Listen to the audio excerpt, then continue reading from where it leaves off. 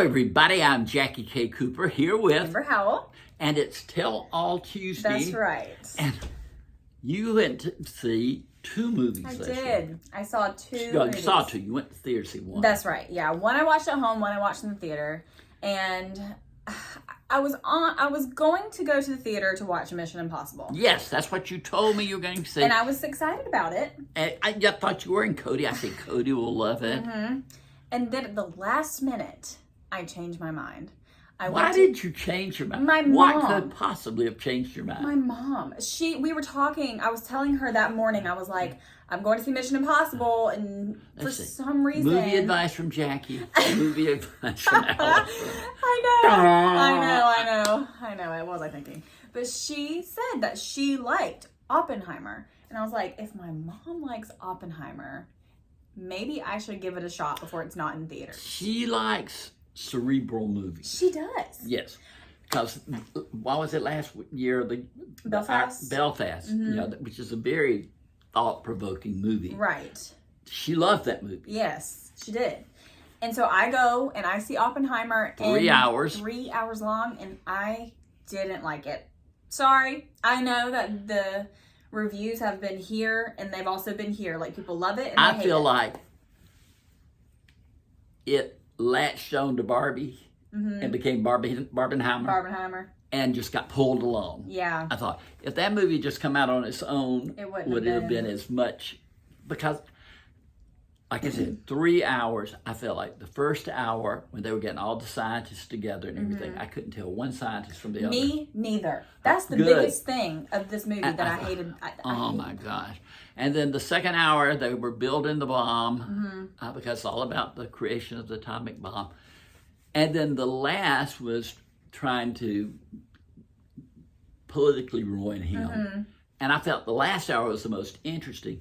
But some of it was in black and white, some of it was in color. Right. And I thought it was an interesting take on that because the stuff from the past was in the color and then the stuff from the present was in black and white, right?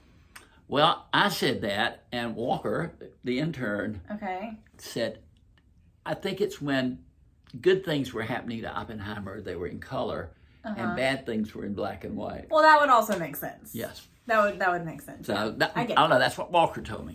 So here's the other thing about Oppenheimer that I didn't like. I couldn't understand what they were saying half the time. That movie needed subtitles so bad. I didn't know who people were, so when they were talking about people, I had no idea who they were referring to. I was honestly a little bit confused with the timeline of the whole thing too. It was not clear. And this is me. Okay. But Florence Pugh is in the movie. She plays his mistress. Right. They have nudity, etc. But she to me was not important to the storyline at all. I agree. And then Emily Blunt played his wife, who was like, they hated each other, but she ends up being his biggest supporter. Yeah. And they didn't fill that in as to what their relationship was. No. I think the reason that the mistress was included so much, and because I did a little bit of research after I watched the movie, here's my take on it. I think, from what I understood, this may be just a conspiracy theory, but that she actually didn't kill herself, that she was killed by either some people that from the government, because Oppenheimer went and told her too much and they thought that she was part of the Communist Party. Oh, well, she did have communist leanings. Right. And that kept being a thing in the movie about how involved was he with the Communist Party, because his brother was involved with the Communist Party. And then the whole thing about that friend, I don't even remember his name, but they were claiming that he gave that friend information, yeah. And I did not pick up on that until the very end. I was not happy with the way the story was told. And it was like 3 hours. It should have been told really well. Should have been told every detail. Yeah. And what got me too is you're going dee dee dee dee. My gosh, there's Casey Affleck.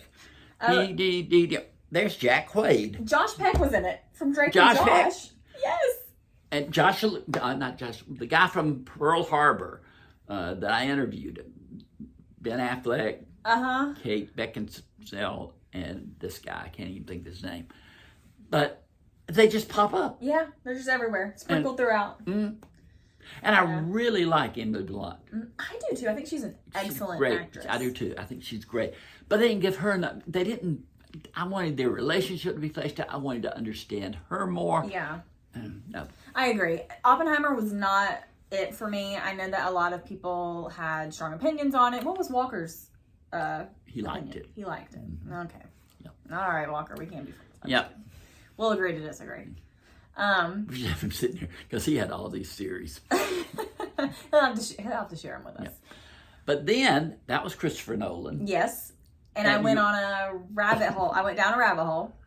And Christopher Nolan also directed Interstellar. And I have heard for years that I need to watch Interstellar because I would really like it. And you know what? I loved it.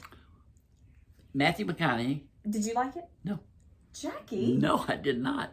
Why? I just thought, oh my gosh. To me, it had so many flaws with that time warp loop. Yeah. Why though? And when he walked through the wall and coming back or something, what was that?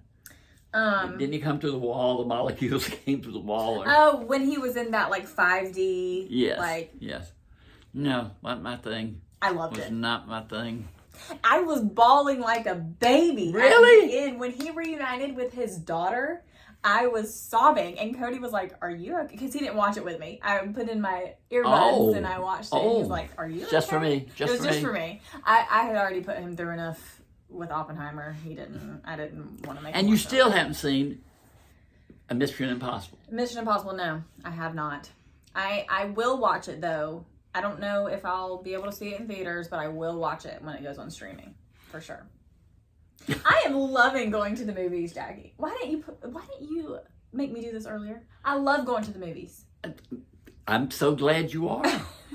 Now we get to talk about them. Yes. And without me just sitting here nodding my head, like, okay. Now I know. You do a good job of nodding your head. Oh, thank you. But again, we mentioned this last week, but Oh boy. I am really zooming. Oh, with your interviews? With my interviews, I mean, zooming. I'm a zoomer. You're a zoomer. You're a zoomer. A baby zoomer. A baby zoomer. Oh boy. But last week, there's a movie coming out this Friday. I'm hoping it's going to play in our area. And it's called The Hill. Yes. And it's based on a true story about this young man. And when he was born, his legs were weak and they didn't even think he would walk. Mm-hmm. But he ended up with braces on his legs and he was able to walk. But they said he'd never be able to do outstanding physical activities, whatever. And he wants to be a baseball player. Mm-hmm. He wants to be in the pros. Okay. And his father's a preacher, played by Dennis Quaid. And he says, no, God did not send you on that mission. He may want you to do something like become a preacher. Mm-hmm. And it's a story of triumph. Mm-hmm. Faith and hard work, etc. So it sounds like a feel-good movie. Yeah, it sounds like a Jackie movie. My kind of movie. I love these. As my grandson Walker always says, he'll ask about a movie and he'll say, does the good guys win? And I'll say, yes. He said, then you liked it. Yep. I'm that way. Good guys got to win. But anyway, I interviewed the director, Jeff Salentano, and also Ricky Hill, the actual person whose story is the basis for the movie. Yeah. And when will it be on YouTube? Sunday. Okay. Well, we're taping this ahead, so it will be up. It'll already be up, and you can go see it. Yeah. And then after I finished that, it was so much fun. I interviewed one of the vice president for international publicity for Angel Studios, who brought the movie The Sound of Freedom to the screen. That's right. And I had a great interview with him, and that'll be up next week. There you go. You'll have things to look forward to. I mean, it's just like, oh my gosh, you can talk to anybody. Yeah, anybody you want. Just hop on Zoom. Just hop on Zoom. Jackie's mind has just been opened up to all these new things because of Zoom. And what's great is out there, all of y'all can do it. If I can do it. If Jackie can do it, you It was do a struggle, as you know. I think I just relied on you. Yeah. Yeah. It's just easier. It's just Amber, easier to can have you do somebody that? there. Yeah, just Amber, can you do that? Yeah. And last but not least, we'll remind you again, this is Amber's copy. That's my copy, Of my book, The Wisdom of Winter, and it will be on sale September 5th. September 5th. She got the first copy. I got the first copy. Aw. Love that. Isn't that something? I just love it. Well, this has been Tell All Tuesday. I'm Jackie K. Cooper here with Amber Howell.